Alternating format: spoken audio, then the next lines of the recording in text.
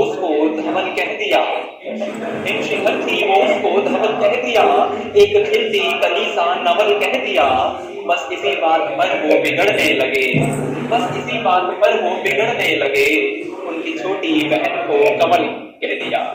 क्या बात है दोस्तों, मैं रविशंकर सिंह आप सभी का स्वागत करता हूँ कोरोना और हम लोग में, जो एक संयुक्त प्रयास है web journalism, Guru Tegh Bahadur Khalsa college और स्पोर्ट्स ग्रेड का, ताकि इस नकारात्मक माहौल को सकारात्मक बनाया जा सके।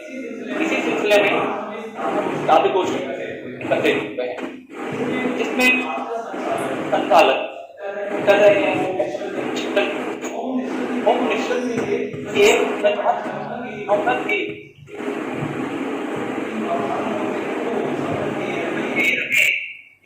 इन बहारों से कह तो संभल के रहें, सब नजारों से कह तो संभल के रहें। दिल है टूटा हुआ और घायल है हम, दिल है टूटा हुआ और घायल है हम, चांद तारों से कह तो संभल के रहें। क्या बात है, क्या बात है।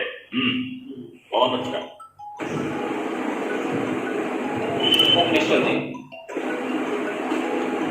जी, बहुत धन्यवाद रविशंकर सिंह जी।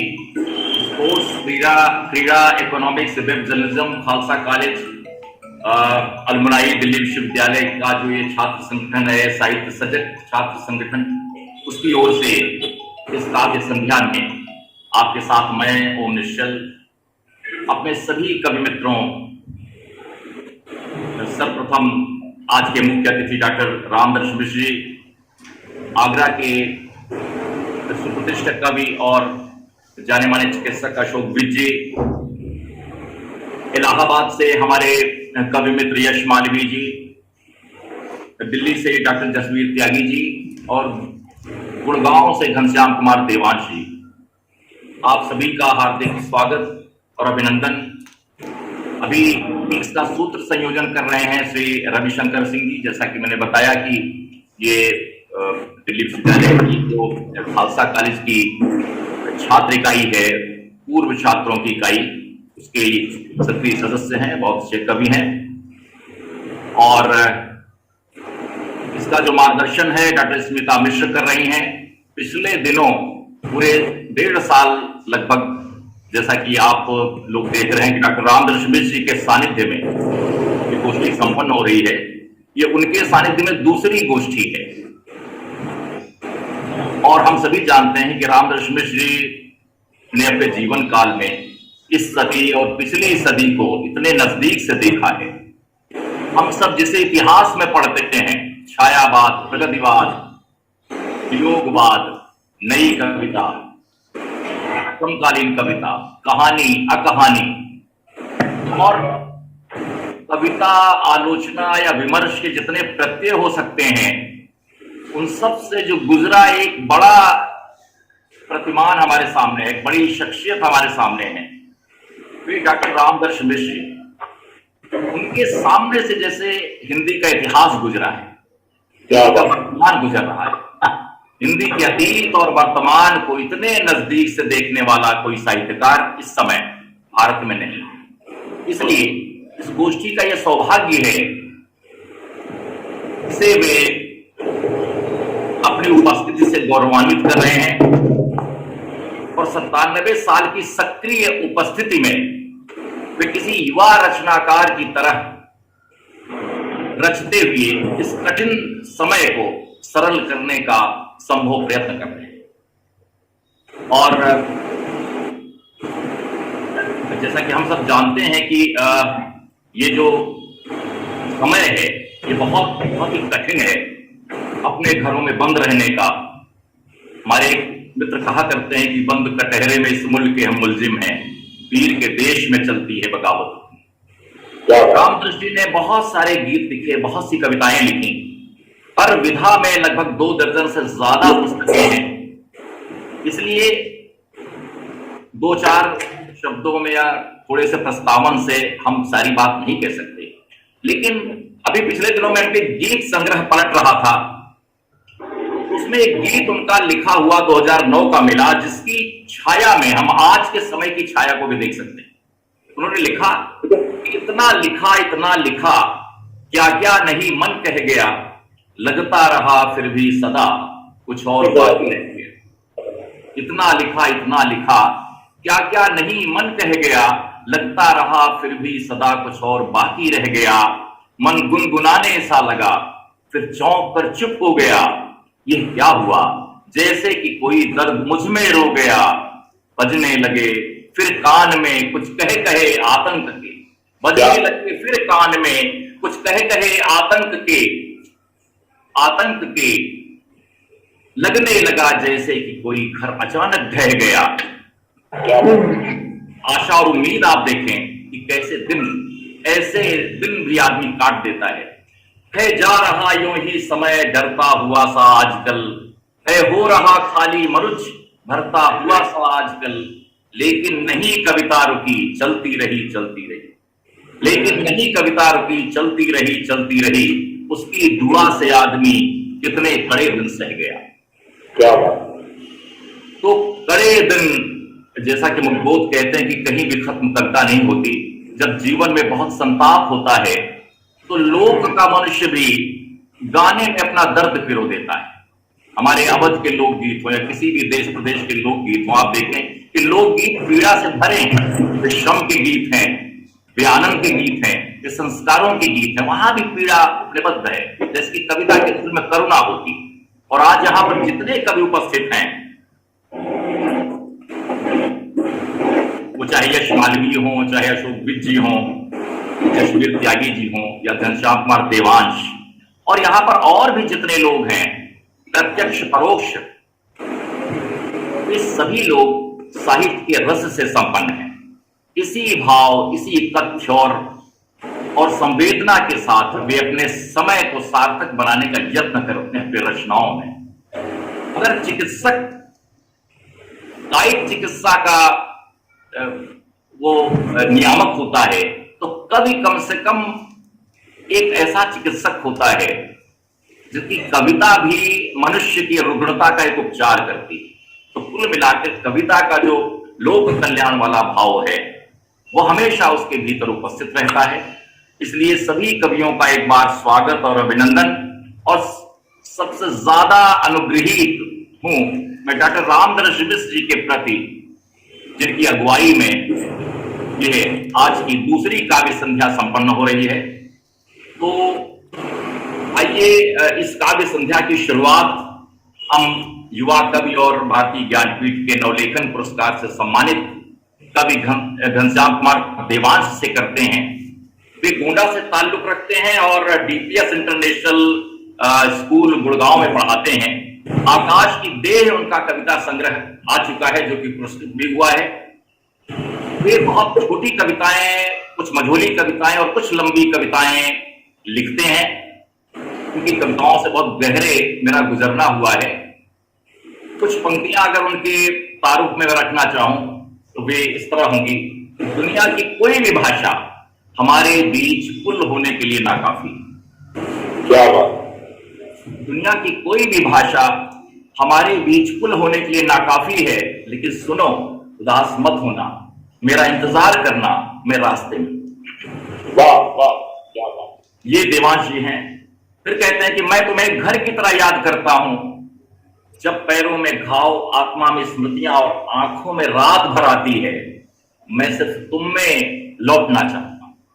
क्या घर जैसी संज्ञा को घर बनाने की जो ये हिम्मत है कवि की, उसका स्वागत घनश्याम कुमार देवांश का इस मंच पर खालसा कॉलेज के छात्रों के इस साहित्यिक संगठन के मंच पर बहुत बहुत हार्दिक स्वागत और अभिनंदन। अपनी कविताओं से आप हमारा उत्साहवर्धन करें और इस शाम को सार्थक बनाएं। श्री देवांश जी। धन्यवाद सर। आदरणीय रामदरस मिश्र सर, ओम मुक्चल सर और यहाँ पर उपस्थित सभी मैं देख रहा हूँ काफी वरिष्ठ लोग यहाँ पर उपस्थित हैं, काफी श्रोता यहाँ पर उपस्थित हैं। आप सभी का मैं हार्दिक अभिनंदन करता हूँ। और जैसा कि ओम सर ने कहा कि रामदरस सर कई पीढ़ियां देख चुके हैं और कविता को और यह कहानी जो भी साहित्य की धारा रही है उसके कई युग उन्होंने देखे हैं। तो उनके सामने कविता पढ़ना और कविता को साझा करना मेरे लिए बहुत गौरव की बात है। कुछ कविताएं जिनसे मैं आरंभ करना चाहता हूँ कोरोना पर ही है। तो पिछले साल जून जुलाई के आसपास लिखी गई ये कविताएं हैं, मैं इन्हीं से शुरुआत करता हूँ। जी जी, स्वागत स्वागत। पहली कविता है इन दिनों हाथ। अपने हाथों को इन दिनों देखता हूँ भय की तरह, अपने हाथों को इन दिनों देखता हूँ भय की तरह, जबकि दूसरों के हाथों को निर्मम आशंका से। उन हाथों को भी जो बर्फ की पट्टियां रखते आए जलते हुए माथों पर, जिन्होंने पोंछी मेरे चेहरे की थकान, जो आशीर्वाद की तरह गिरे मेरे कंधों पर, जो देते रहे मेरे ठंडे सुन्न हाथों को अपनी ऊष्मा। इन दिनों अपने ही भय से भयभीत और टहलता हूँ अकेला इस विशाल कुएं के भीतर। तो ये कविता थी इन दिनों हाथ। बहुत अच्छा, बहुत अच्छा। अच्छा, धन्यवाद। एक दूसरी कविता है मास्क। जी। लोगों की आंखें दिखती हैं ग्रहण लगे सूर्य की अंगूठी की तरह। लोगों की आंखें दिखती हैं ग्रहण लगे सूर्य की अंगूठी की तरह, चमकती हैं जैसे कि चेतावनी का साइन बोर्ड। मैं जीवन को आजकल अपनी जेबों में छिपाए टहलता हूँ, डरता हूँ कपड़े के पर्दे के ऊपर से झांकती निगाहों से। वाह वाह, क्या बात।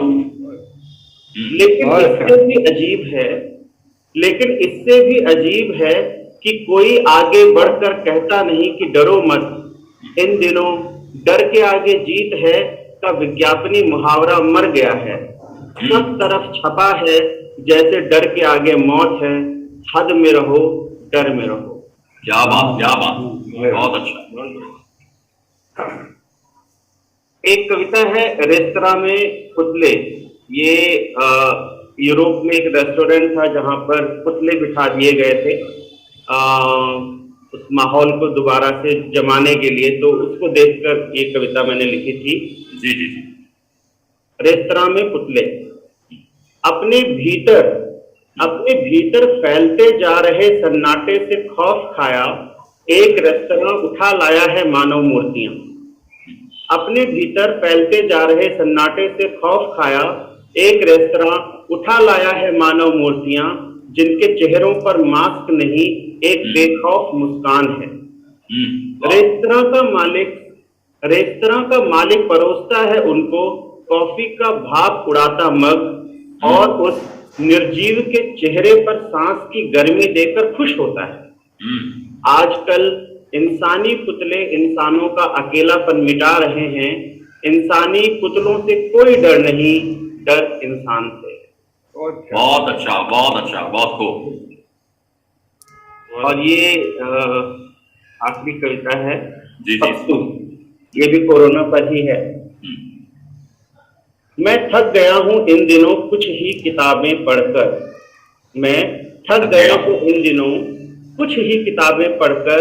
वेब सीरीज, फिल्में और गीत उबाऊ सामान में बदल चुके हैं। फोन अब उदास करता है कि आवाज के पार उसका कोई बस नहीं। स्वाद खत्म हो गए हैं, अब कुछ और ट्राई नहीं किया जा सकता। यहाँ तक कि मौत का डर भी अब शांत होकर खींच और उदासी में बदलने लगा है। मैं देर तक बालकनी में चुपचाप खड़ा देखता रहता हूँ आसमान। मैं देर तक बालकनी में चुपचाप खड़ा देखता रहता हूँ आसमान। मेरे भीतर का पक्षी अपने पंखों की थकान फिर से महसूसने को व्याकुल है। उसकी आकुलता मुझे मनुष्य नहीं रहने देती। मैं इन दिनों पिंजड़े में बंद पक्षी हुआ जाता। क्या बात है, क्या बात है। मैं इन दिनों पिंजरे में बंद पंछी हुआ जाता हूँ। तो मुझे लगता है कि मैंने जो पंक्ति कही थी अपने मित्र की कि बंद कटहरे में इस मुल्क के हम मुलजिम हैं, पीर के देश में चलती है बगावत अपनी, वो सच हुआ जाता है। बहुत धन्यवाद। धन्यवाद कुमार देवांशी। हिंदी कविता की एक ऐसी नरम टहनी है जिसके पल्लों में अभी ओस भीगी ताजगी है। बहुत स्वागत और अभिनंदन। भारतीय ज्ञानपीठ ने इन्हें पुरस्कृत किया था और अब हम अपने जिन कवि मित्र को बुलाने जा रहे हैं, जसबीर त्यागी जी हिंदी के बहुत ही अच्छे कवियों में हैं, अच्छे गद्यकारों में हैं। उनका सौभाग्य रहा है कि डॉक्टर रामविलास शर्मा जी के बहुत निकट पड़ोसी रहे हैं, उनका सघन सानिध्य किया है। हमारे रामदर्शन मिश्र जी के वे परम सुयोग्य शिष्यों में हैं और अभी भी दुनिया में जैसे कविता संग्रह के वे कवि हैं। उन्होंने सचेतक को लेकर जो रामविलास जी पर 3 खंडों का काम किया है, बहुत ही चर्चा में रहा है। और उनकी कविताएं छोटी और मझोली होती हैं, लेकिन एक तरह की व्यग्रता और एक तरह के तनाव और एक तरह की वक्रता का भी वे कभी कभी उद्घाटन करती हैं और छोटी से छोटी बात को भी वे चुटकी बना देते हैं। लेकिन उनके भीतर यह भी है कि जैसे कि हमारे भीतर जो ममता का घनत्व तो कम हो रहा है, वे अपनी कविताओं में उसकी तलाश करते हैं। एक कविता में उनकी बड़ी छोटी सी है, लेकिन वो जैसे कि घाव करें गंभीर वाली जो उसकी शालीनता है और गंभीरता है। माँ एक कविता कोश है, जसबीर त्यागी जी की पंक्तियां हैं। माँ एक कविता कोश है जिसमें मिलती हैं अनेक कविताएं एक साथ। एक जगह लिखते हैं वे कि शिशु जब मुस्कुराता है स्मृति की स्याही से लिखता है, समय की स्लेट पर कालजयी कविता। शिशु जब मुस्कुराता है स्मृति की स्याही से लिखता है, समय की स्लेट पर कालजयी कविता। हर बार नूतनता का शिशु की कविता कभी अप्रासंगिक नहीं होती, हर बार नूतनता का बोध कराती है ऐसी कविता जो पाठक को भी कवि बनाती है। शिशु के बारे में बहुत सारे कवियों ने कविताएं लिखी हैं। एक कविता नरेश सक्सेना की बड़ी लोकप्रिय हुई, शिशु लोरी के अर्थ नहीं संगीत समझता है। तो ये जो छोटी छोटी इकाइयां हैं हमारे जीवन की, छोटी छोटी संज्ञाएं हैं, सर्वनाम हैं, छोटे छोटे जो जीवन के तत्व हैं, उनको अपनी कविताओं में जगह देने वाले जसबीर त्यागी जी हैं। दिल्ली विश्वविद्यालय के वरिष्ठ प्राध्यापकों में हैं और दिल्ली में रहते हैं और मुझे लगता है कि लगभग 2 दशकों से वे हिंदी कविता में सक्रिय हैं, हिंदी लेखन में सक्रिय हैं। उनका स्वागत और अभिनंदन। श्री जसबीर त्यागी जी, अपनी कविताओं से आप कृपया हमारे सम्मुख आए। मिश्र जी हार्दिक धन्यवाद। आवाज आ रही होगी सर? बिल्कुल, बहुत अच्छी तरह जी। हाँ सर, प्रणाम करता हूँ, चरण स्पर्श करता हूँ आपका और माता जी का। और आज की गोष्ठी में जितने भी कवि हैं सभी को सादर प्रणाम करता हूँ। सभी जितने श्रोता आज के कार्यक्रम से जुड़े हुए हैं सभी को नमन करता हूँ। छोटी छोटी कविताएं हैं, कुछ छोटी कविताएं आप उन्हें हौसला। अकेला आदमी भी अकेला नहीं होता। आहा, क्या बात। अकेला आदमी भी अकेला नहीं होता, अकेले आदमी के साथ उसका हौसला होता है।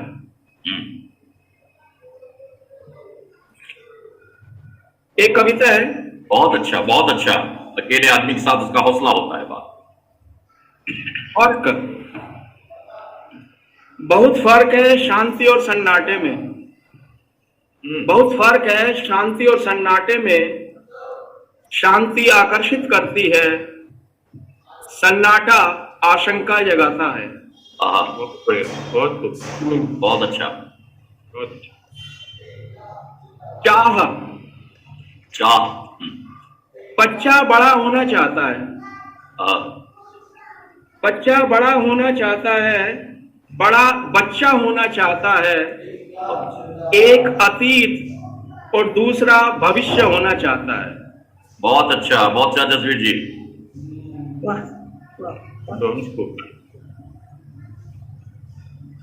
साधारण और खास।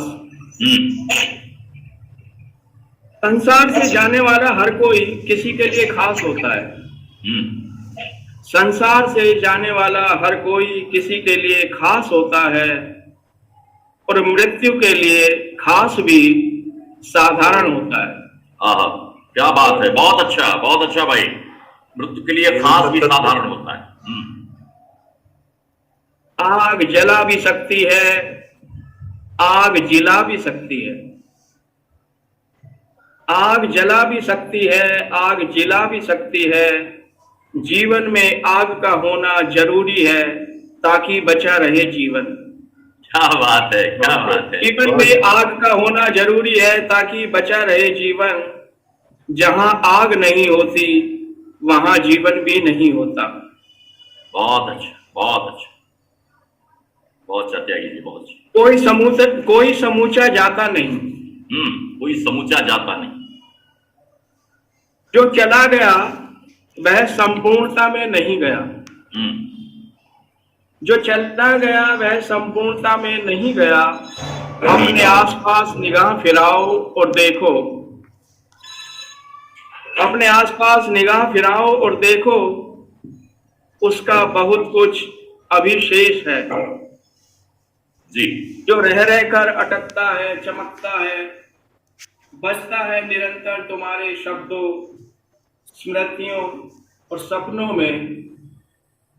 कोई समूचा जाता नहीं तब तक जब तक तुम उसे जाने को ना कहो। बहुत बहुत अच्छी संवेदनशील कविता भाई। हौसले का हथियार। जीवन का महाभारत लड़ते हुए मैं अभिमन्यु सा घिर जाऊं जब संकट के शत्रुओं के बीच। जीवन का महाभारत लड़ते हुए मैं अभिमन्यु सा घिर जाऊं जब संकट के शत्रुओं के बीच। उस वक्त तुम आना मेरे पक्ष में युद्ध करने के लिए नहीं और ना ही मुझे सुरक्षित बचाने के लिए। तुम आना मेरे हौसले का हथियार बनकर। क्या बात है, बहुत अच्छा, बहुत अच्छा त्यागी जी। और एक कविता सर, अकेला। आत्मीय जन आंखों के सामने अनंत यात्रा पर जा रहे हैं। आत्मीय जन आंखों के सामने अनंत यात्रा पर जा रहे हैं, जहां कोई आवाज नहीं और ना ही कोई संदेश। वापसी और पुनर्मिलन की संभावना भी उनके शब्दकोश में नहीं है। वहां अकेला अनंत जैसे शब्द हैं। हम एकटक देखते हैं अपनों को जाते हुए दूर तक, देर तक। बहुत अच्छा, बहुत मार्मिक। सर जी की एक अंतिम कविता, एम्बुलेंस में बैठते हुए। जी जी जी।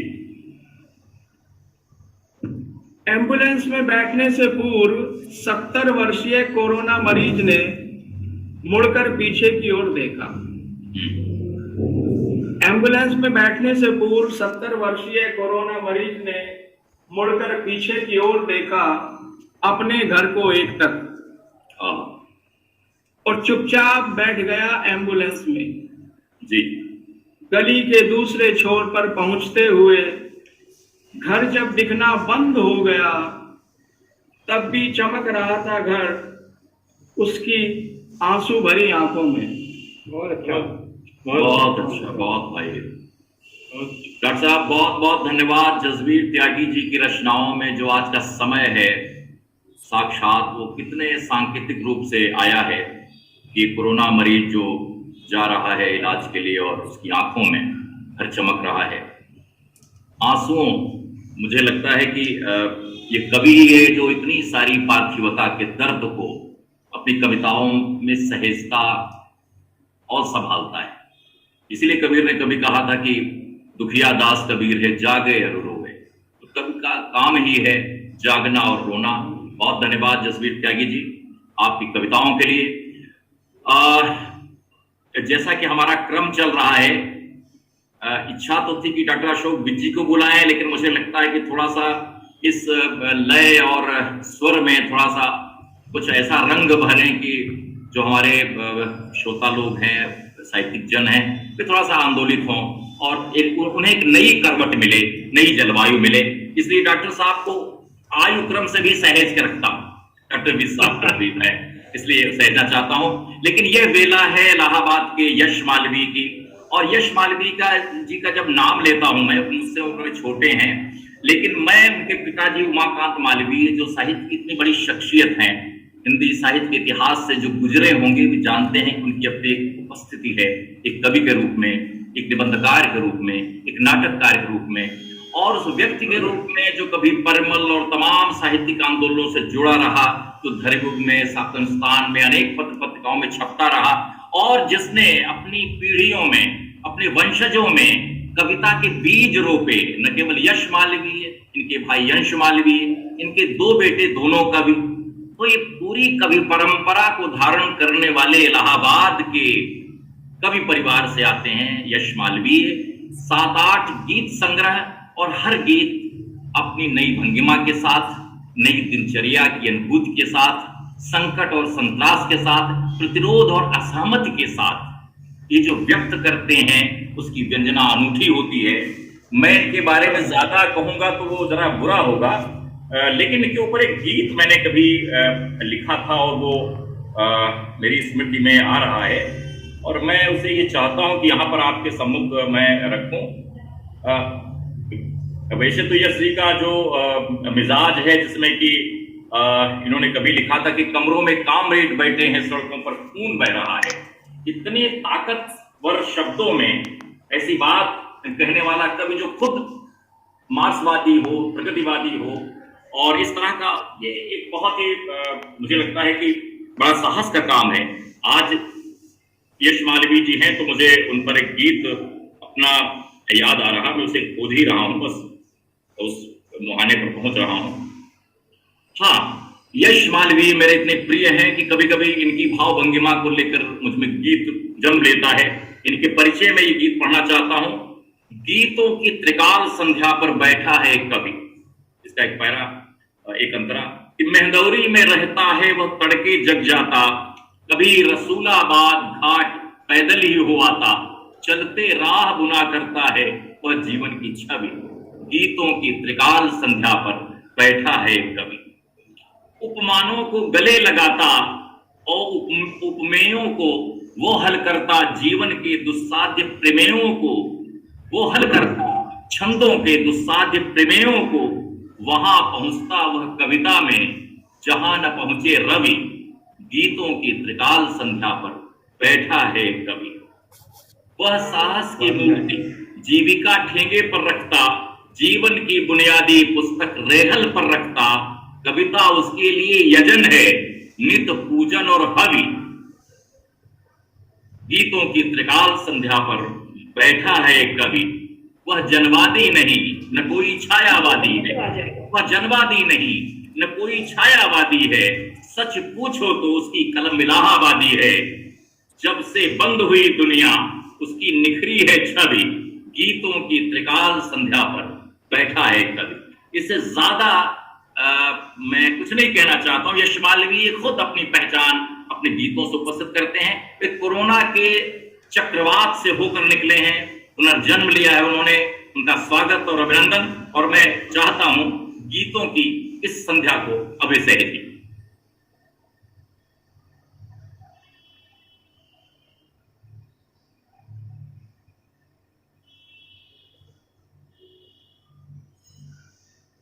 अपना माइक ऑन कर ले, माइक, अपना माइक ऑन, माइक जी, हाँ माइक ऑन कर ले यश मालवीय जी। जी हाँ जी, अब हम सुन पा रहे हैं। आपकी जो प्रस्तुति है उसने मेरी बोलती बंद कर दी है ऐसा जी। लेकिन सौभाग्य ये है कि हम रामदरस मिश्र जी की छाया में बैठ के बिल्कुल बिल्कुल सुनाने जा रहे हैं। मुझे लगता है कि हम अपने पिता को ही कविता सुनाने जा रहे हैं। आहा, क्या बात। तो मैं आशीर्वाद चाहता हूँ, और मेरे लिए ये सचमुच सौभाग्य का विषय है कि मैं जिनको पढ़ते हुए बड़ा हुआ, जिनको पढ़ते हुए अपने आप को परिपक्व करने की दिशा में आगे बढ़ा, उस व्यक्ति, उस ऋषि पुरुष के आगे कविता पढ़नी है। मैं थोड़ा नर्वस भी हूँ, लेकिन थोड़ा सा आत्मविश्वास इस बात का भी है कि मैं रामदरस मिश्र जी को ताऊ जी बोलता रहा हूँ, मेरे पिता के बड़े भाई। तो लखनऊ में हिंदी संस्थान में एक बार सहयोग मिला था पाठ सुनने का।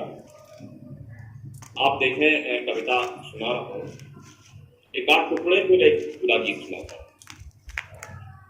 शाम है और पार्क भी है, वाह, शाम है और पार्क भी है, पर यहाँ बच्चे नहीं। क्या बात है। एक बार थोड़ा सा उच्च स्वर से, बहुत अच्छे। शाम है और पार्क भी है, पार्क भी है, पर यहाँ बच्चे नहीं हैं। क्या बात।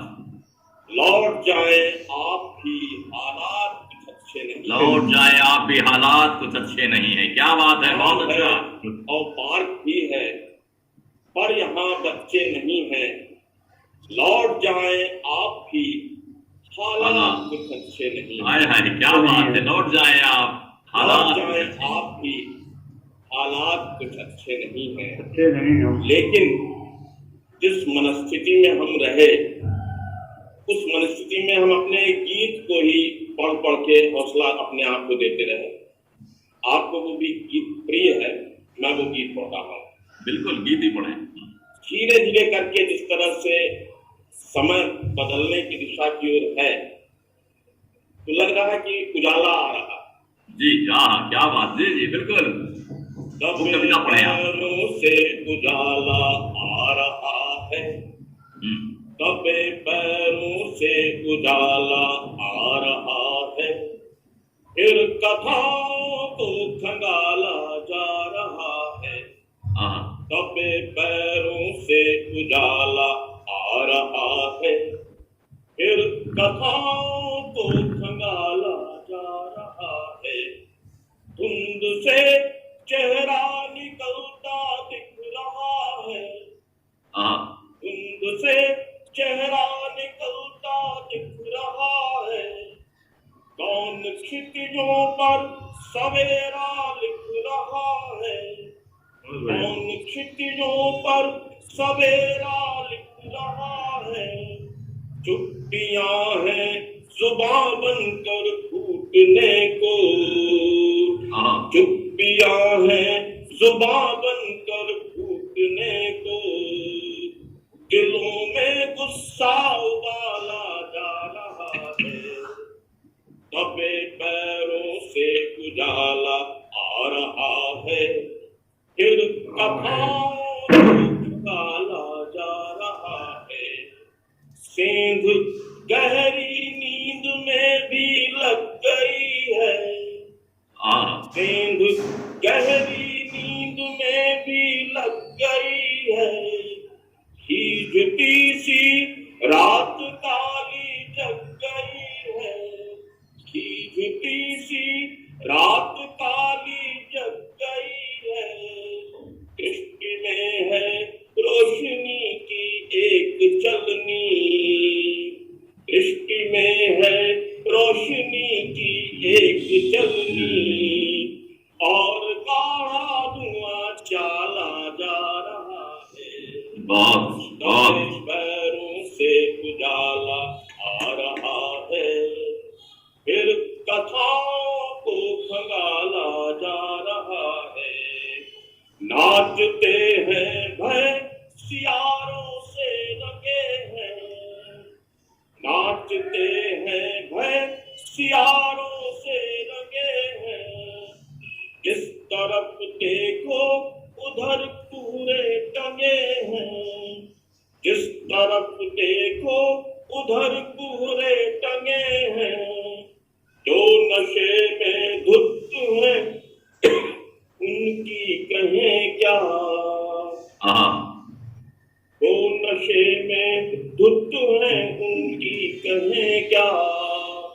होश वालों को संभाला जा रहा, क्या बात, बहुत अच्छा बात से उजाला आ रहा है।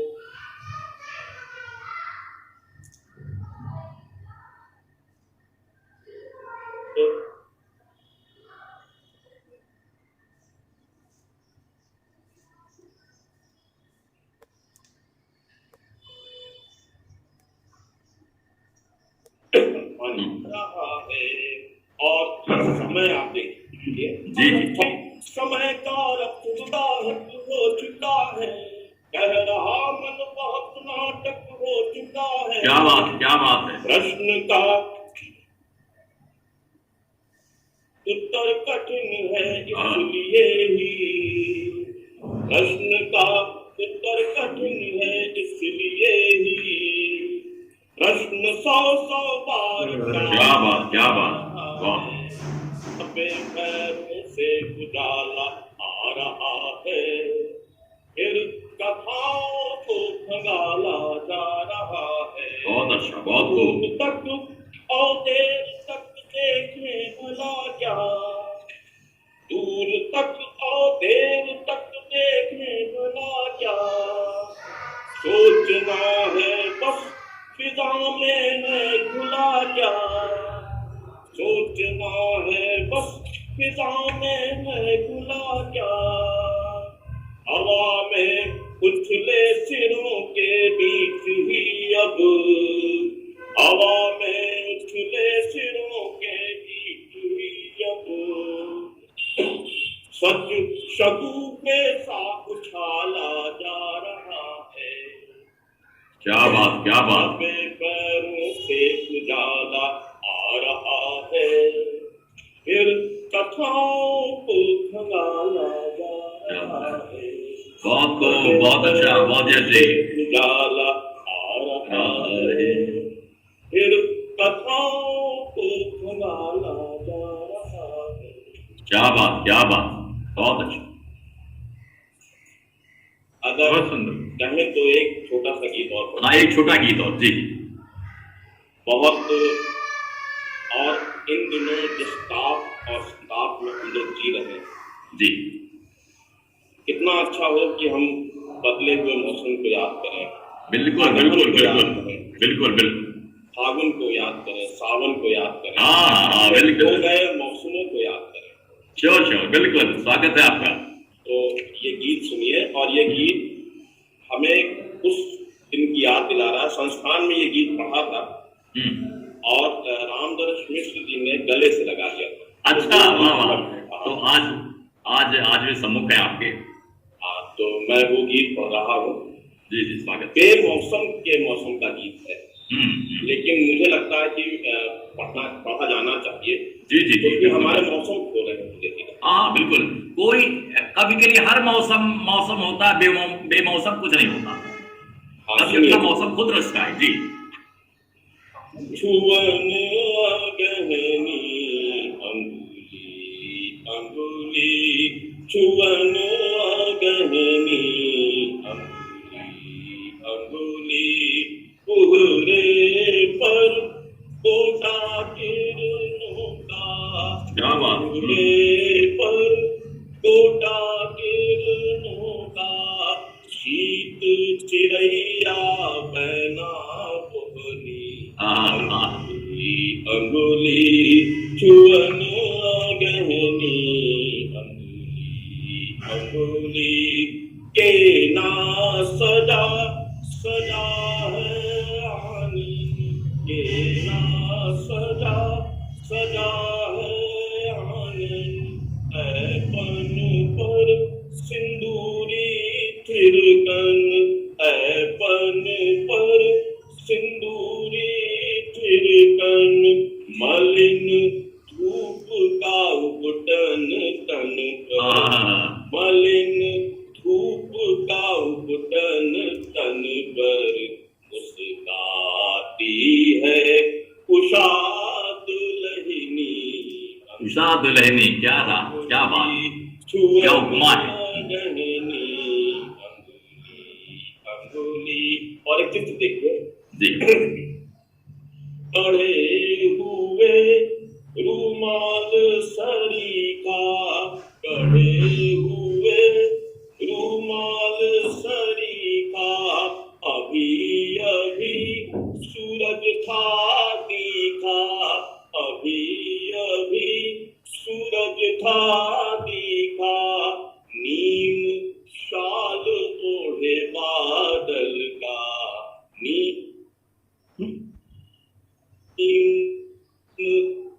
साथ बजाते टहनी टहनी अंगुली अंगुली छुअन गहनी अंगुली अंगुली कुहरे पर कोटा किरणों का कुहरे पर कोटा किरणों का क्या बात। गीत चिड़ैया बहना बोहनी।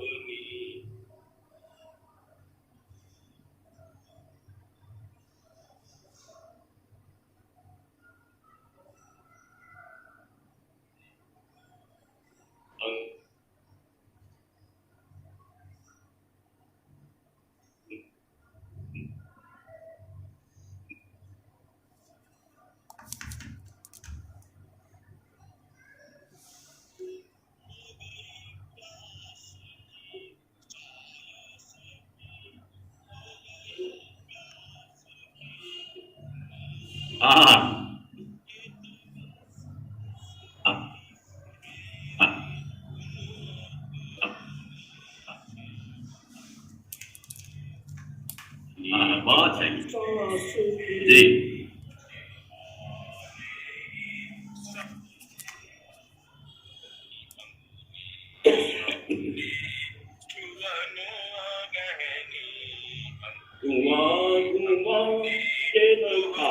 सांस की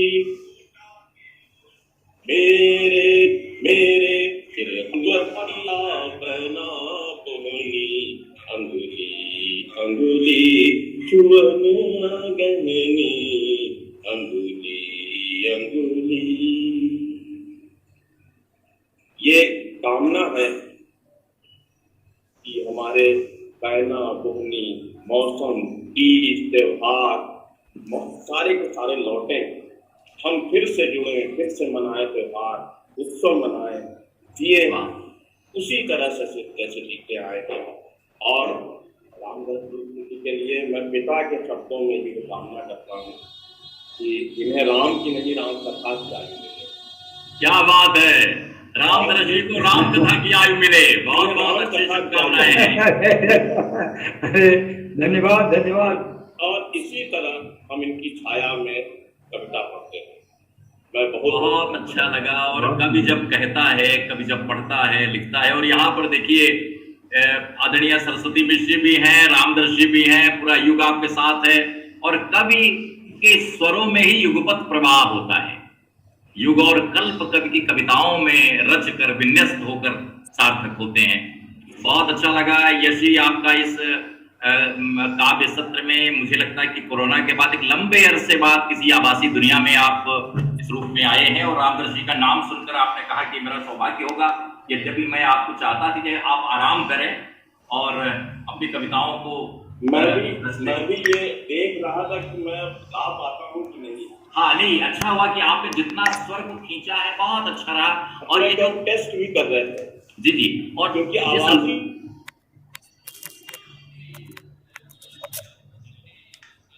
हो गई थी ना। जिस लोक जो छुअन गहनी वाला भाव है। और इतने मतलब लोक से संपृक्त ऐसे बहुत सारे कवि दावा करते हैं कि लोक के कवि हैं, उनमें लोक नहीं होता, बाकी सब होता है। तो लोक का कवि जो है वो आपकी तरह होना चाहिए। मुझे लगता है कि अभी भी लोक में इतनी संभावनाएं हैं कि उसे जितना उसका प्रज्ञा दोहन किया जाए कम है। बहुत अच्छा लगा आपके सानिध्य को पाकर। और अब हम लोग उन्मुख होते हैं आगरा के रहने वाले जाने माने चिकित्सक, ऑर्थोपेडिक सर्जन और हिंदी कविता साहित्य और उसकी विभिन्न विधाओं में उतनी ही दिलचस्पी रखने वाले। सबसे बड़ी बात है कि कोरोना के समय में गए 1.5 साल में फिर कोरोना से ग्रस्त जो समाज है उसके लिए ऑनलाइन प्रसारणों में निरंतर वे उद्बोधित करते रहे हैं, लोगों के सवालों का जवाब देते रहे हैं। और अभी ब्लैक फंगस तक जितनी भी शारीरिक व्याधियां हैं कोरोना से जन्य, उन पर हमेशा मार्गदर्शन देते रहते हैं अपने फेसबुक ऑनलाइन प्रसारण में। लेकिन उसके साथ साथ वे कविता करते हैं और समकालीन कवियों को पढ़ते हैं मनोयोग से। उनका एक कविता संग्रह भी हाल ही में जल्दी आने वाला है, उसकी तैयारी में है वे। और उनके भीतर गीत की उपस्थितियां हैं, छंद के ज्ञाता हैं और नई कविता फॉर्मेट में भी बहुत अच्छा लिखते हैं।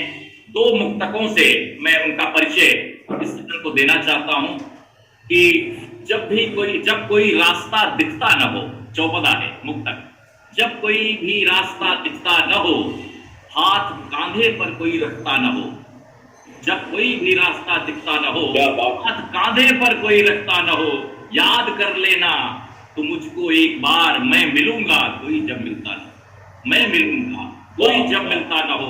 तो दूसरा मुक्तक उनका क्या बात, कि जानता हूं तू कफन, जानता है तू कफन में जेब नहीं है, जानता है तू कफन में जेब नहीं है, बेईमानियों से फिर भी परहेज नहीं है, कुछ दुआओं का भी इंतजाम कर ले, खुदा के घर में देर है अंधेर नहीं।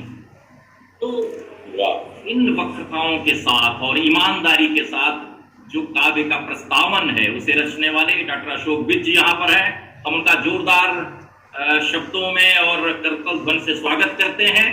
और हम चाहते हैं कि अशोक विज जी, चूंकि मैं जानता हूं चिकित्सा के क्षेत्र में ज्ञान चतुर्वेदी हों, श्री शुक्ले हों या अशोक विज हैं, बहुत सारे ऐसे हैं जो चिकित्सा की दुनिया से हैं, विज्ञान की दुनिया से हैं, लेकिन इस साहित्य के विस्तार में, इस महाविस्तार में भी समाये हुए हैं, उसी निष्ठा के साथ, उसी संलग्नता के साथ और मनुष्य की कोशिकाओं के साथ साथ संवेदना की कोशिकाओं का भी गहरा अध्ययन विवेचन करते रहते हैं। तो मैं अशोक विज जी का हार्दिक स्वागत करता हूं उनकी कविताओं के लिए। नमस्कार, मेरी आवाज ठीक आ रही है? बिल्कुल बिल्कुल। सर्वप्रथम तो मैं नमन करूंगा इस पटल को और इसके स्थापित हस्ताक्षरों को, और दिल से शुक्रिया निश्चल जी का, क्योंकि मैं शायद पहली बार इतने स्थापित हस्ताक्षरों के बीच आज अपना रचना पाठ करने जा रहा हूँ, तो मेरे लिए ये गौरवान्वित होने वाली बात है। प्रणाम मिश्र जी को। और भावों की भूमिका विचरण करने वाला जीव हूं मैं। जी स्वागत। एक कविता है, सुनिए। ये शब्द ऐसा है जो हर घर में उच्चारित होता है। जी सुनिए। सुनिए।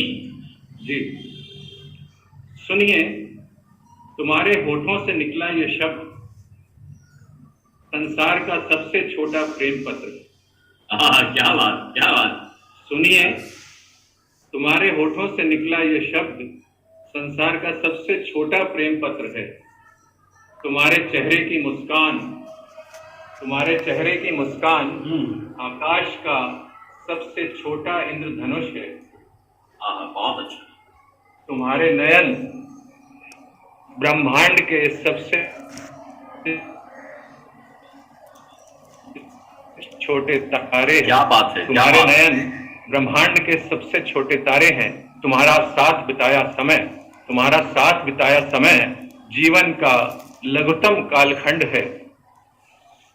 मेरा हृदय संसार का सबसे छोटा मंदिर है। क्या बात है, मेरा हृदय संसार का सबसे छोटा मंदिर है। और अब इसके आगे की पंक्तियों पर आपका ध्यान आकर्षित करना चाहूंगा। परंतु तुम्हारी आंख से टपका आंसू धरती का सबसे बड़ा सागर है। परंतु तुम्हारी आंख से टपका आंसू धरती का सबसे बड़ा सागर है, और तुम्हारे आगमन की प्रतीक्षा जीवन का सबसे बड़ा दंड है। क्या जीवन का सबसे बड़ा दंड है। ओहो, बहुत खूब डॉक्टर साहब, बहुत अच्छी कविता से शुरुआत की आपने।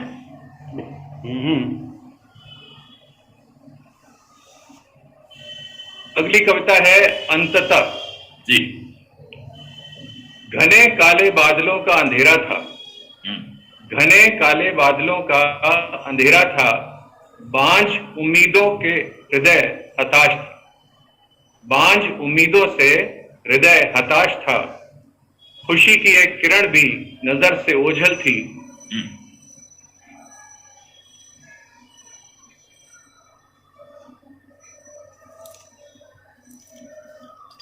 आकांक्षाओं की कृषक आत्महत्या करने पर रावादा थे। ऐसे में अचानक एक दामिनी प्रेम की धरती सूख कर चटक रही थी। प्रेम की आत्महत्या, ऐसे में अचानक एकदम प्रकाश के प्राकट्य का उभार है। सूखी धरती से एक नव किस्ले का प्रस्फुटित होना तुम्हारे आगमन का निनाद है। सूखी धरती से एक नव किस्ले का प्रस्फुटित होना तुम्हारे आगमन का निनाद है। हवाएं सुरभित हैं, ऋतुएं वासंती हो रही हैं। ग्रीष्म ऋतु के चरम पर ठंडी शीतल बयार बह गई जब आज अंततः तुमने छू लिया मुझको। बहुत अच्छा डॉक्टर साहब, बहुत अच्छा। जब आज अंततः तुमने छू लिया मुझको। इसके बाद की एक कविता है जो कुछ यादों पर आधारित है। जी जी। आजकल मैं अकेला नहीं हूं। आजकल मैं अकेला नहीं हूं, मेरा माजी मेरा हमबिस्तर रहता है। मेरा माजी हमबिस्तर रहता है। आजकल मैं अकेला नहीं हूं, मेरा माजी मेरा हमबिस्तर रहता है। पुरानी सिलवटों को छूने नहीं देता, पुरानी सिलवटों को छूने नहीं देता। उनको सहलाता है, किससे करता है। भूलने नहीं देता तुम्हारी कोई बात। क्या बात है जी। ख्वाबों में ख्वाब दिखाता रहता है। तकिया थमा देता है वो अक्सर मुझको। तकिया थमा देता है वो अक्सर मुझको, जब कभी इन आंखों से दरिया बहता है। उसके ताने, उसकी सीख, उसकी फिजूल बातें दिल चुपचाप सहता है। आजकल मैं अकेला नहीं हूं, मेरा माजी मेरा हमबिस्तर रहता है। क्या बात, क्या बात। मेरी अधमुंदी उन्नीदी पलकों के दिलासों की थपकियां देता रहता है। मेरी अधमुंदी उन्नीदी पलकों को दिलासों की थपकियां देता रहता है। वो अपने तजुर्बों का वास्ता देकर मुस्तकबिल संवारने को कहता है। बिन मांगे अपनी नसीहतें सुनाने को बेवजह मेरी झिड़कियां भी सहता है। जी। नींद की नींव पर खड़े हैं तुम्हारे ख्वाब, ऐसा कहता है वो कि नींद की नींव पर खड़े हैं तुम्हारे ख्वाब। ताश के पत्तों का महल एक झोंके से ढहता है। आजकल मैं अकेला नहीं हूं, मेरा माजी मेरा हमबिस्तर रहता। क्या बात, बहुत अच्छा डॉक्टर। और अंतिम में मना करने के बावजूद पुराने खत निकाल कर सुनाता है। मना करने के बावजूद पुराने खत निकाल कर सुनाता है। जी। हमारे पसंदीदा गीतों को वो व्यस्त रहते हुए भी गुनगुनाता है। गुजरे जमाने की बातें सुनाकर मेरे दिल को अक्सर बहलाता है। लौट कर आओगे निश्चित ही तुम, लौट कर आओगे निश्चित ही तुम। हताशा के दौर में उम्मीद जगाता है। आजकल मैं अकेला नहीं हूं, मेरा माजी मेरा हमबिस्तर रहता है। बहुत अच्छा, बहुत खूब। और एक अंतिम छोटी सी कविता है जो आज के दौर पर। जी स्वागत डॉक्टर साहब। मौत का सन्नाटा फैला है दसों दिशाओं। मौत का सन्नाटा। आजकल रोजाना हम लोग सुनते हैं इस बात की कालाबाजारी, उस बात की कालाबाजारी, फला आदमी जमीर बेच रहा है। तो मौत का सन्नाटा फैला है दसों दिशाओं में, परंतु मेरे कान कुछ और सुनने को व्याकुल है। मौत का सन्नाटा फैला है दसों दिशाओं में, परंतु मेरे कान कुछ और सुनने को व्याकुल हैं। हालांकि सुना है उसकी लाठी में आवाज नहीं होती। जी जी, क्या बात। हालांकि सुना है उसकी लाठी में आवाज नहीं होती, पर इतने बेजमीर पत्थरों पर लाठी पड़ने की कुछ तो आवाज होगी। राह देखूंगा, राह देखूंगा कब इन आवाजों की प्रतिध्वनि गूंजेगी, कब इन पत्थरों के कानों के पर्दे फटेंगे। क्या बात है, क्या बात। कब इन पत्थरों के कानों के पर्दे फटेंगे। धन्यवाद। बहुत बहुत धन्यवाद डॉक्टर अशोक विज जी। और कितना खूबसूरत लग रहा है कि एक विज्ञान के विद्यार्थी होते हुए, चिकित्सक होते हुए, और लेकिन मानव के इस कूट मनोविज्ञान में जहां पर कहा जाता है कि कवि प्रवेश करता है वहां पर आपने इतनी सिद्धहस्तता से प्रवेश किया है और बहुत एक ऐसी कवि परंपरा में आप शामिल हो रहे हैं जो हिंदी कविता की बड़ी परंपरा है। आपका बहुत स्वागत और अभिनंदन।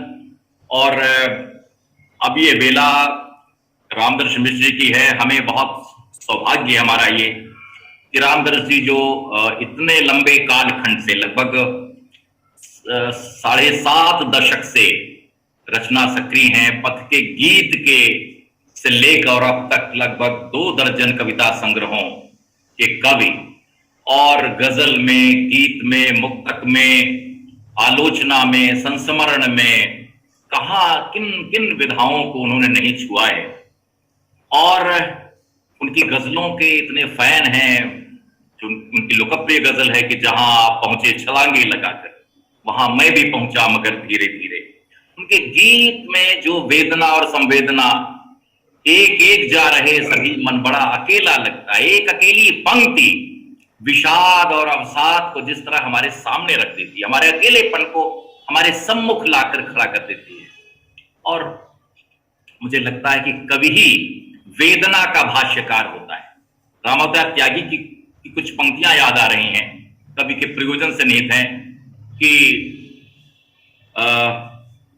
हमारे अंत की चर्चा गुलाबों तक रहे सीमित, हमारे जन्म की तारीख कागज पर नहीं लिखना। हमारे अंत की चर्चा गुलाबों तक रहे सीमित, हमारे जन्म की तारीख कागज पर नहीं लिखना। न गंगा जल, न हलाहल, न कोई और ही जल हो, किसी लाचार आंसू को हमारे भाल पर रखना। कवि है जो आंसुओं को अपने भाल पर सजाता है। रामदर्श जी यहां पर हैं, एक युग की उपस्थिति है, मानवीयता के सर्वोच्च सूचकांक की उपस्थिति है, संवेदना की घनीभूत इकाई की उपस्थिति है। और मैं समझता हूं कि वे जब तक हैं तब तक लोक कल्याणकारी शब्दों को रचने, बुनने, विन्यस्त करने वाला एक ऐसा बुनकर मौजूद है। यानी कबीर के बाद ऐसी चादर कोई कबीर ही बुन सकता है, कोई कवि ही बुन सकता है। रामदर्श जी हैं तो ये भरोसा है कि शब्दों का जो साक्ष्य है बहुत ईमानदारी से उनकी कविताओं में व्यक्त हो रहा है।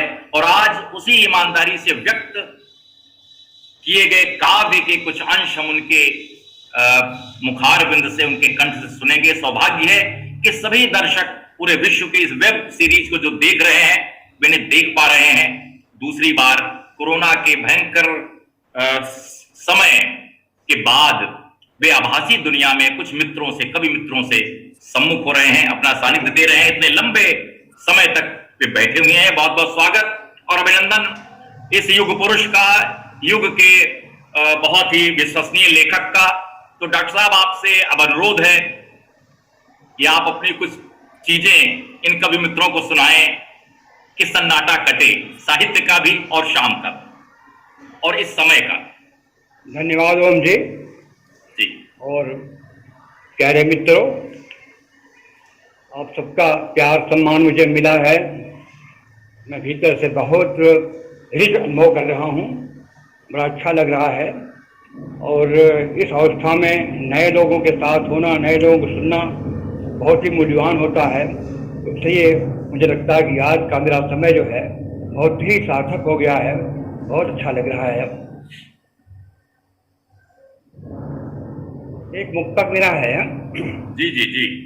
एक लंबा समय था, एक लंबा सफर था मेरे दोस्तों, राह चलती रही मोड़ खाती हुई। क्या बात, क्या बात। एक लंबा सफर था मेरे दोस्तों, राह चलती रही मोड़ खाती हुई। साथ होली हवा आग बन के कभी, साथ होली हवा आग बन के कभी, और कभी प्यार से महमहाती हुई। वाह वाह। कभी प्यार से महमहाती हुई। कंटकों ने किए चाक जब भी बसन, कंटकों ने किए चाक जब भी बसन, छा गए फूल बनकर बसन देह पर। थक के बैठा जब भी मौत के पास में, जिंदगी आ गई गुनगुनाती हुई। क्या बात है, बैठा बहुत जब भी अच्छा। मौत के पास में, जिंदगी आ गई गुनगुनाती हुई।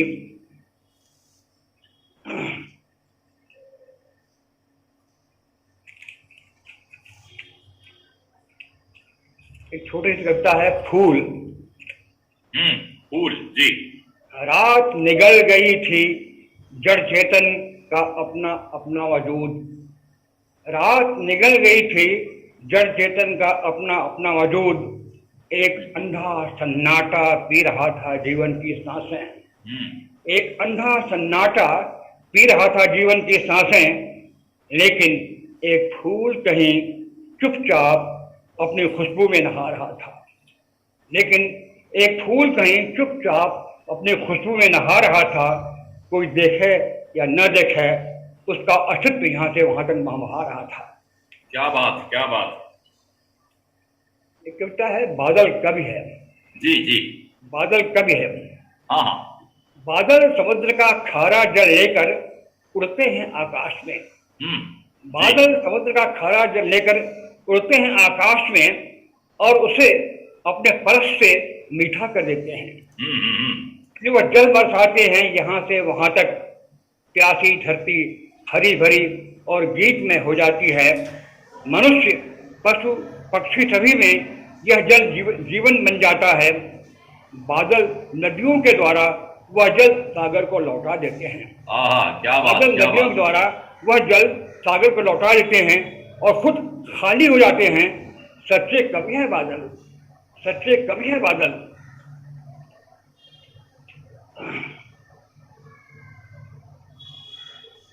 एक गीत जो आपको बहुत पसंद है ओम जी, मैं पढ़ रहा हूँ। जी जी, स्वागत स्वागत। पथ सुना है, हाय हाय हाय, क्या बात है। पथ सुना है, तुम हो हम हैं, आओ बात करें। बहुत अच्छी रचना है ये डॉक्टर साहब। पथ सुना है, तुम हो हम हैं, आओ बात करें। गुमसुम सा है मन, आंखें खोई खोई। गुमसुम सा है मन, आंखें खोई खोई। दिशा दिशा चुप्पियों बीच लगती सोई सोई। दिशा दिशा चुप्पियों बीच लगती सोई सोई। देखो गई दिशाएं थम हैं, आओ बात करें। देखो गई दिशाएं थम हैं, आओ बात करें। अपनी अपनी गठरी ले क्या अलग अलग चलना। अपनी अपनी गठरी ले क्या अलग अलग चलना। खोल कहीं दो पल हंस लेना, फिर घंटों जलना। क्या बात है। खोल कहीं दो पल हंस लेना, फिर घंटों जलना। खुशियां थोड़ी ढेरों गम है, गम है, आओ बात करें। खुशियां कम है, ढेरों गम है, आओ बात करें। कहते सुनते सुनते कहते दिन कट जाएंगे। बहुत कालजयी पंक्तियां हैं जी। कहते सुनते सुनते कहते दिन कट जाएंगे। हंसी हंसी से आंसू बट जाएंगे। हंसी हंसी से आंसू बट जाएंगे। साथ सफर की घड़ियां कम हैं, साथ सफर की घड़ियां कम हैं, आओ बात करें। पथ सुना है, तुम हो हम हैं, आओ बात करें। पता नहीं चलते चलते कब कौन बिछड़ जाए। क्या बात। चलते पता नहीं चलते चलते कब कौन बिछड़ जाए। कौन पात कब किस आंधी में पड़ जाए। अभी समय की आंखें नम, आओ बात करें। अभी समय की आंखें नम हैं, आओ बात करें। पथ सुना है, तुम हो हम हैं, आओ बात करें। बहुत अच्छा, बहुत अच्छा। कुछ मैंने कोरोना पर मैं कुछ कोरोना पर। जी जी।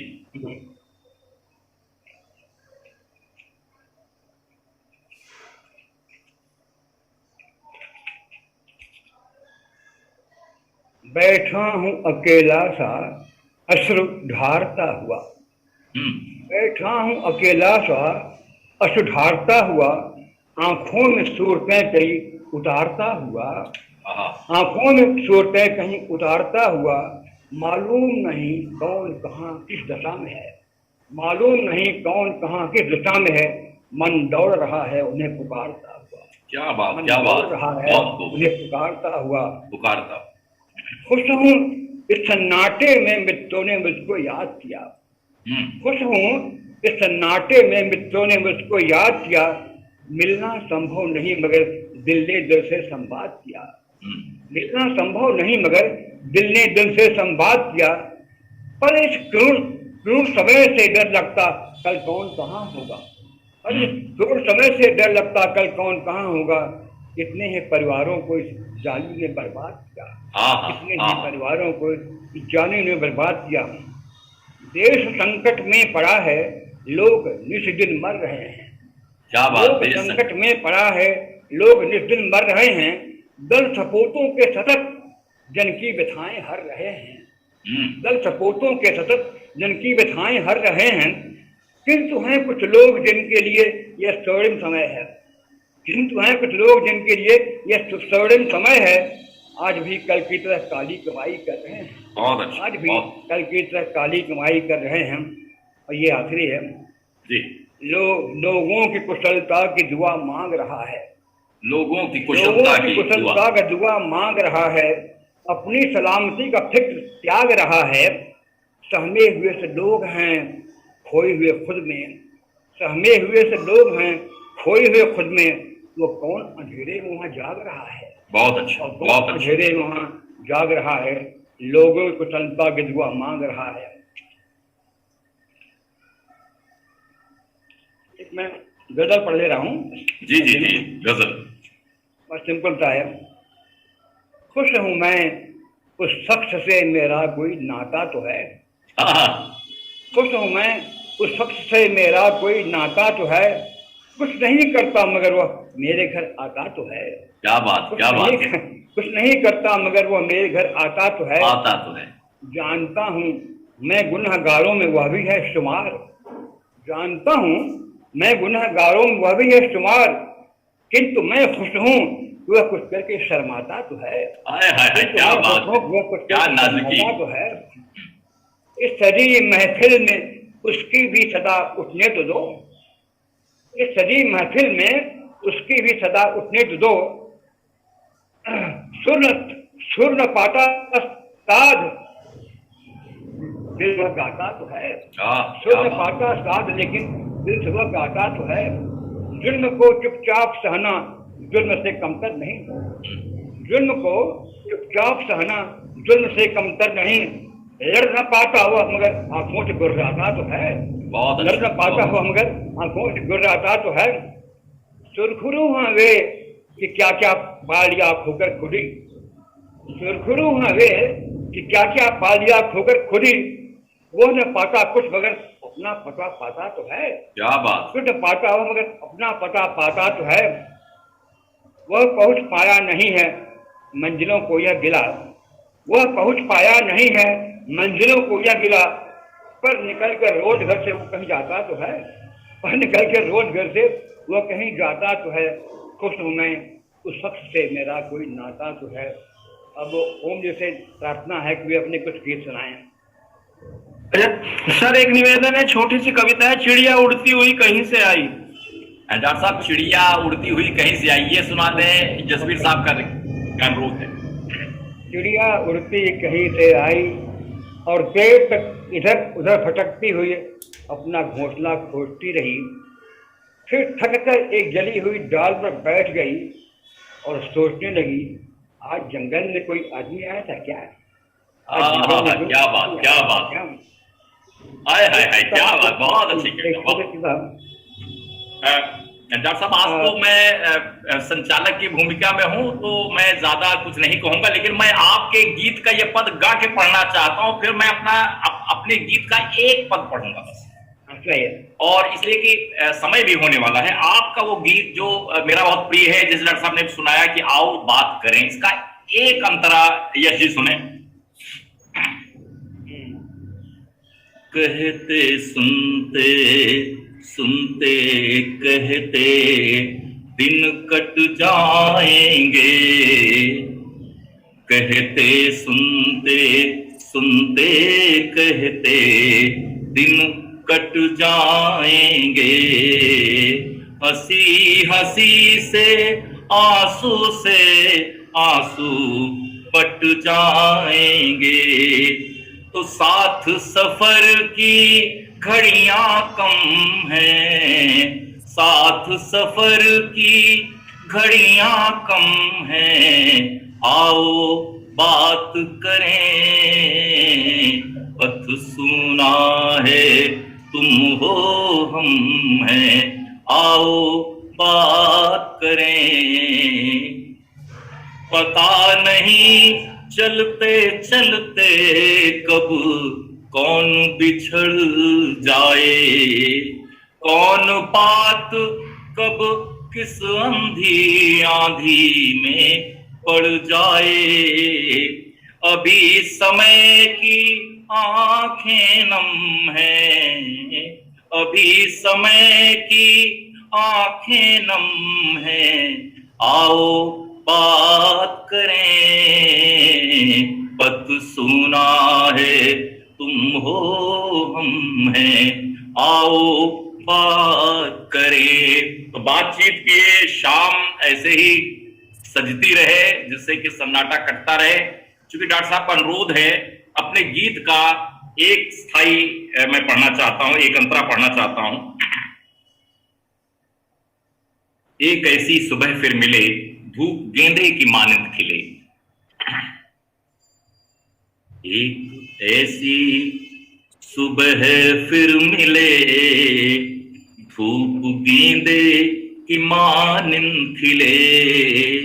एक ऐसी सुबह फिर मिले, धूप गेंदे की मानंद खिले। ओस भीगी हुई प्रात हो, इंद्रधनुष से सजा हो गगन। ओस भीगी हुई प्रात हो, इंद्रधनुष से सजा हो गगन। चाय की प्यालियों से उठी खुशबुओं में नहाया हो मन। खेलती खिड़कियों से किरण, खेलती खिड़कियों से किरण, एक बच्चे की मानंद मिले। एक ऐसी सुबह फिर मिले, धूप गेंदे की मानंद खिले। सर्दियों की नरम धूप में एक नहाई हुई नज्म हो। चिट्ठियां बाँचते हो अधर, और दिल की खुली बज़्म हो।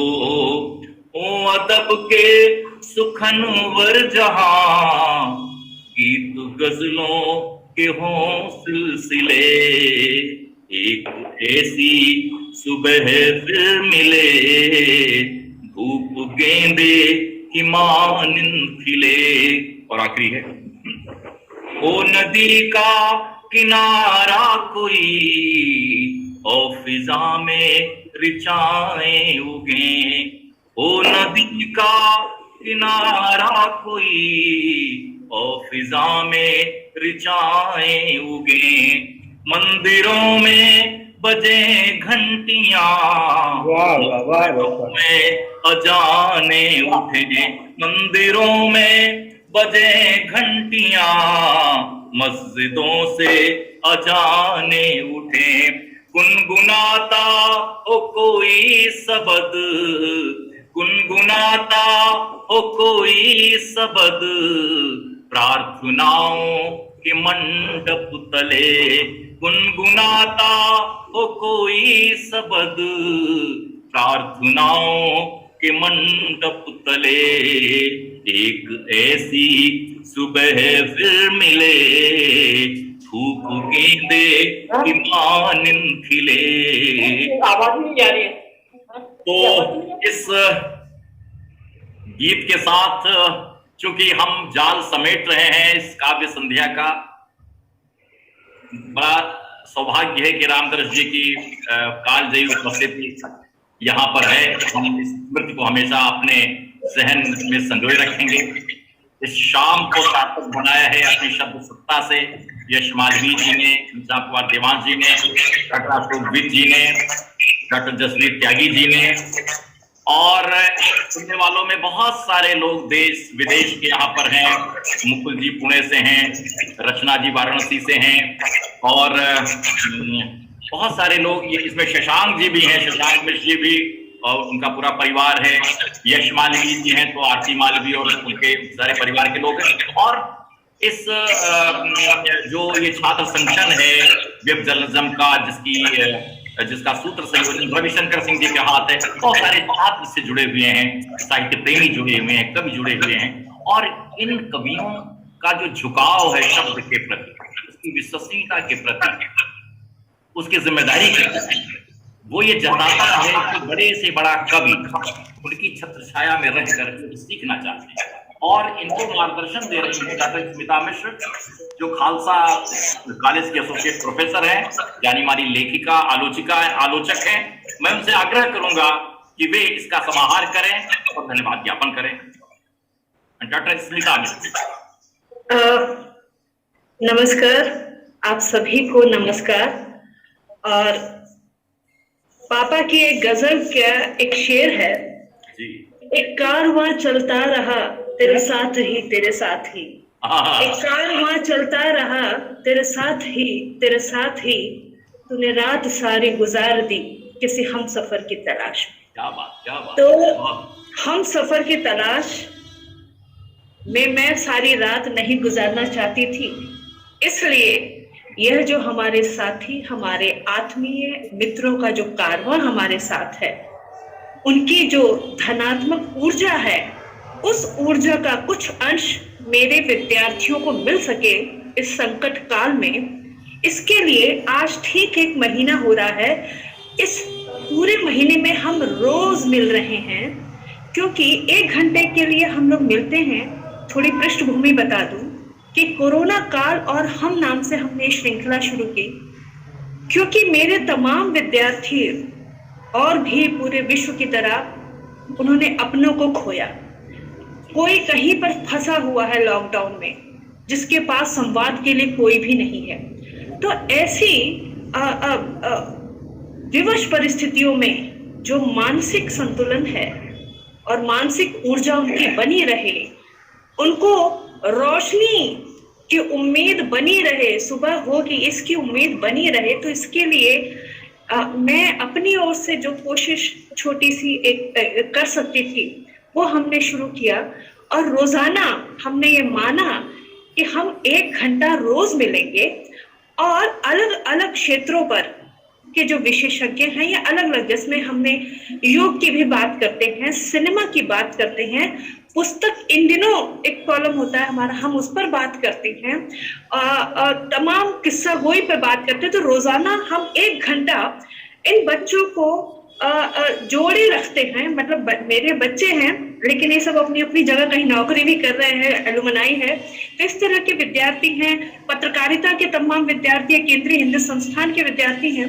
तो इनमें आप लोगों के द्वारा एक पॉजिटिविटी का संचार हो सके और अपनी उम्मीद ये दुनिया पे बनाए रखें कि कल आएगा। तो इसलिए मैंने ये प्रयास किया, और मैं जानती हूँ, समझती हूँ कि ओम जी की इनसे ये जो हमारा श्रृंखला है वो बहुत ही एक बड़ी सार्थक दिशा में जा रही है। बहुत सारे कवि हैं मेरे में, नवोदित कवि हैं मेरे विद्यार्थियों में, जो आप लोगों से प्रेरणा पाते हैं। तो मुझे लगता है कि एक आग्रह ये भी करूंगी ओम जी से कि अगला रविवार कवित्रियों के लिए रखा जाए। और अपनी अलमुनाई से भी कोई एक स्वर उपस्थित करें हर बार। जी जरूर, जी। तो ये एक इस तरह का ये प्रयास है। और पिताजी रामदर्श मिश्र, जिनको मैं उनके निवास स्थान से लॉकडाउन के दिन उठा लाई थी, लिटरली उठा के लाई हूँ। आप पिता को जो आना नहीं, हम लोग देख रहे हैं, पूरा विश्व देख रहा है कि सब सेवा शुरुआत हो रही है। आना नहीं चाहते थे, लेकिन मैं जबरिया उठा के लेके आई। उनको जो खुराक चाहिए, उस खुराक की भी मैं कोशिश करती हूँ आप लोगों के जरिए सार्थक बातचीत हो सके। तो ये मेरा एक प्रयास है, और मुझे लगता है कि आप लोग भी उसमें एक सार्थक रूप से जुड़ रहे हैं। तो आप लोगों में से जैसे यश जी जो हैं, वो मुझे फेसबुक से पता चलता रहा, कोरोना के संकट से बहुत भारी संकट से गुजर करके आए हैं। तो आपका स्वास्थ्य, आपका स्वागत है। डॉक्टर राजपाल शर्मा जी भी अंकल जुड़े हुए हैं, वो भी पत्नी सहित कोरोना में ग्रस्त थे, वो भी मुझे यहाँ पे दिख रहे थे, तो उनकी वापसी पे भी मैं उनका स्वागत करती हूँ। औरों का मुझे स्वास्थ्य, मैं मानती हूँ कि सब स्वस्थ होंगे, सबने वैक्सीन लगवा रखी होगी। तो अगली वैसे तो हम रोज मिलते हैं, लेकिन अगली काव्य गोष्ठी में हम सब मिल पाए, इसी गुजारिश के साथ ओम जी आपका धन्यवाद, और यश मालवीय जी, अशोक बिज जी, भाई जसबीर त्यागी, घनश्याम देवांश जी, आप सबका अपनी अपनी कविताओं का सहयोग देने के लिए आभार। अच्छा, एक और स्मिता जी मैं कहना चाहूंगा, क्योंकि डॉक्टर अशोक बिज जी यहाँ पर हैं, जाने माने चिकित्सक हैं, कोई अगर संकट में पड़े और संकोच न करे, कम से कम उनसे वार्ता कर ले, तो कम से कम उसको जीने की राह मिल जाएगी। अरे वाह वाह वाह, अगर ईश्वर के यहाँ से टिकट नहीं कटा है, अशोक बिज जी उसे बचा लेंगे। अरे वाह वाह, जब के अग्रवाल जी नहीं है, तो ये मोर्चा अशोक बिज जी संभाल सकते हैं। मतलब ये मैं कहना चाहता हूँ कि जीवन हमारे लिए बहुत उपयोगी है, साहित्य भी, और अशोक जी चूंकि साहित्य और चिकित्सा दोनों क्षेत्र के विशेषज्ञ हैं, तो मुझे लगता है कि वे हमारी बात मानेंगे, और कोई संकोच न करे, कम से कम उससे दवाई पूछ ले, अगला क्या कदम वो पूछ ले, और वो स्वस्थ रहे। जी, बहुत धन्यवाद आपके विद्यार्थियों को जी, और इस पूरे समवाय को। बहुत अच्छी संगोष्ठी रही। हम लोग अगली बार फिर मिल रहे हैं, जैसा कि कहा जा रहा है कि कवित्रियों के साथ ये संध्या होगा, और फिर उसमें सानिध्य रामदरश मिश्र का मिलेगा, इस आश्वासन के साथ हम सभी को अभिवादन करते हैं। जी, आभार, नमस्कार, शुभ संध्या, शुभ रात्रि। नमस्ते नमस्ते नमस्ते नमस्ते।